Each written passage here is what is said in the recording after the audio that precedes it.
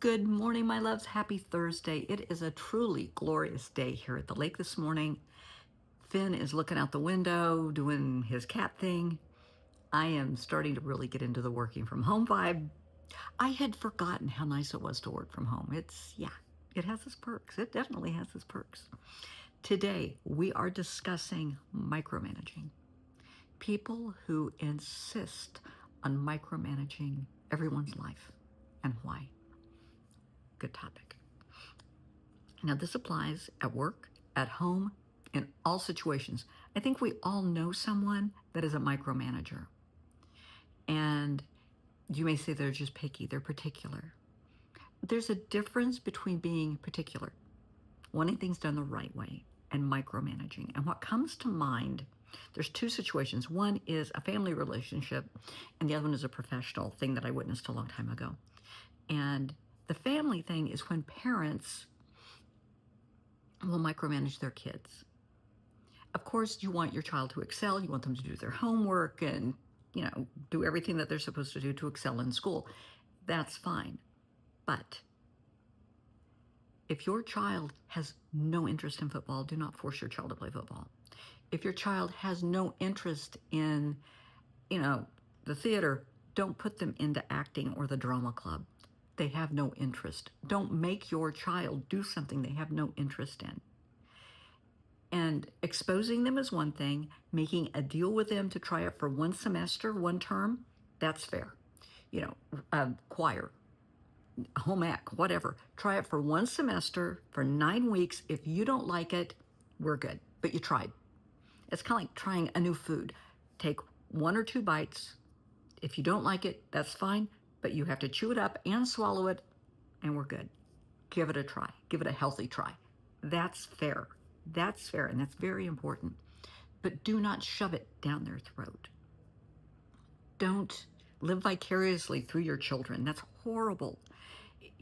Because you'll have parents who were superstars in high school and college. They were the athlete. They were the quarterback. And they expect their kids to be that way. Well, maybe their kid's into ballet. Maybe their kid's into reading. Maybe their kid is just a mathematical savant, a musical savant. They are just brilliant in a different direction. Not all parents handle that well. And it will blow up in their face. I know of a case, I'm thinking of a case right now where a parent I can think of 2 different cases where a parent forced their child to play violin for years and years and years and years and years because they wanted the prestige of their child being, in orchestra, the violinist, the first chair. And the child was very talented, but that's not what they wanted to do. They wanted to do chemistry. Another case that I was very, very close to, I had a friend whose, was it her son or stepson? I'm trying to think. Her stepson was in college, brilliant young man. And she and her husband had already decided the career path for this young man. Brilliant guy. They decided he is going to be a pharmacist. He didn't want to be a pharmacist. He had no interest in being a pharmacist. Well, that's what you have to do. He didn't want to do that. He's in college. We all remember college days. College is about learning new experiences, growing, getting a little independence and responsibility, learning how to balance the two, making friends and going to the frat parties and the ball games and having fun. And the whole time expanding your knowledge base of your interests and where you want to go in life. They tried to forbid him from dating, from going to the parties, from going to the games. You hit the books. You have time for that later. After you get your PhD, you have time for that. He was going to miss part of his childhood. In my opinion, you're still a child when you're in college.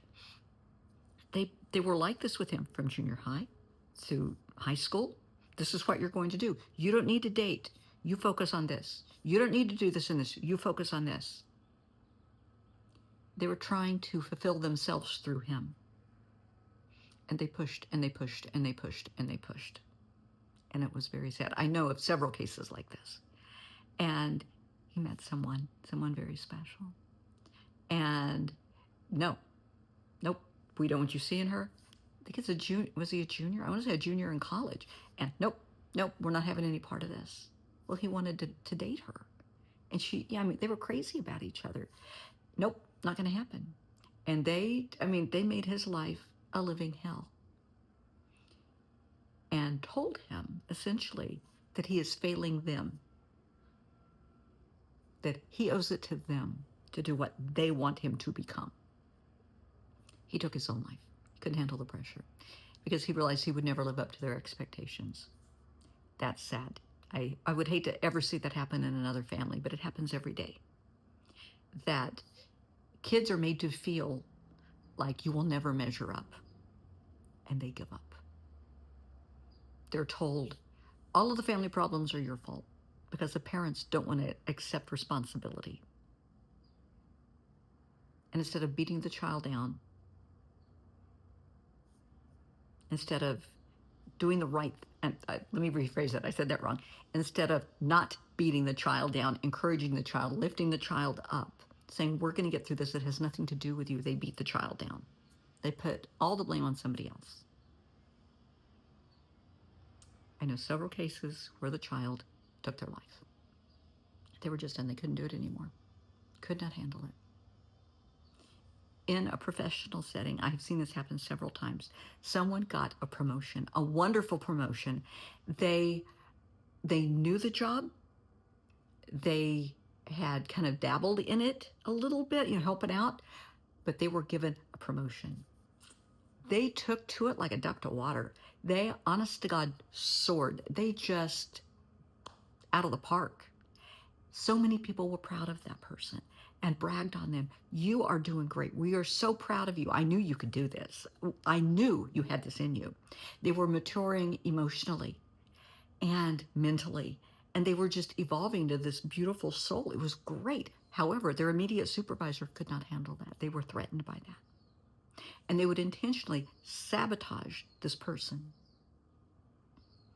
They would go up and say, yeah, no, this isn't how I want it done. No, I like my way better. No, I want you to redo it. If somebody would give them a compliment, oh, they say that to everybody. Because the supervisor was threatened by this other person's abilities. This other person could easily take over that supervisor's job and do an outstanding job, do a better job than the supervisor's doing. And the supervisor knew it. But the supervisor is manipulative. They're a backstabbing kind of soul. They will go to other people and, who are in similar situations and pick at their work, micromanage, manipulate, work them up into a lather, into a panic attack, into tears. Go do your own work. Let them do theirs. They're doing a beautiful job. Let them do their job. Stop micromanaging. The reason people micromanaging their life, their personal life, they feel it's out of control.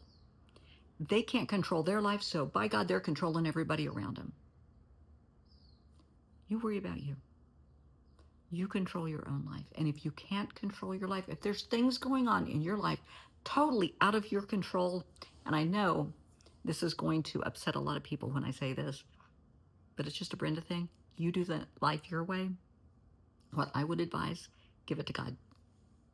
Seriously, if things are so out of control in your life, obviously you are not making wise decisions. You're not handling the situation appropriately. If you're circling the drain, if you feel like you're chasing your tail, you're on that little, hamster wheel, it's not getting you anywhere, give it to God. Say, hey, I can't do this. I'm doing something wrong. You know what's best. Help. And then back off. Let God handle it.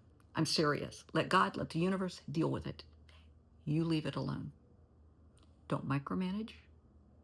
Have trust, unwavering faith, unwavering trust, and it will work out. It will work out to what is best for you. Now, what is best for you you may not agree with that, but keep in mind, God, the universe, knows all, hears all, and sees all. They know the conversations you don't hear. They know what's going on in people's hearts, in their minds, in their souls. They know when you're trying to manipulate everybody, when you're stabbing people in the back. You're telling everybody that you're everybody's friend and you're in everybody's corner and you're a great soul and, you're everybody's friend. Are you? Are you micromanaging everybody? Stabbing them in the back? Because you're threatened. Because you can't control your own life, you're controlling everybody else. Give it to God. If you can't control your personal relationships, what's going on in your own house, and you've tried and tried and tried to no avail, give it to God. Just admit, I can't do this. I need help. And then back off. Let God take over and do what needs to be done. Let the universe take over and do what needs to be done. Like when you call in, I use this analogy often. When you call in the experts, when you call in a plumber, don't go in and stand over his shoulder and tell him how to fix the drain. Let them do their job. Let God do what God does and stay out of it. And things will work out. God, the universe, knows what is best for you. You don't. You may think you do. Maybe the reason that relationship that you're in isn't working out is because you're not supposed to be in that relationship. Maybe it's a toxic relationship. Maybe you are refusing to see all the red flags. Maybe the person that you're wanting to propose to isn't the person that is for you. Maybe there's somebody better out there. Maybe God knows you're really not true and genuine with this person. You're not being your authentic self. You're lying to this person. They deserve better than you. You know I'm right. It happens. God knows all, hears all, sees all. When in doubt, give it to God. But stop with the micromanaging. Let people live their own life. You live yours. And when you have a problem, call in the A-team. Call in.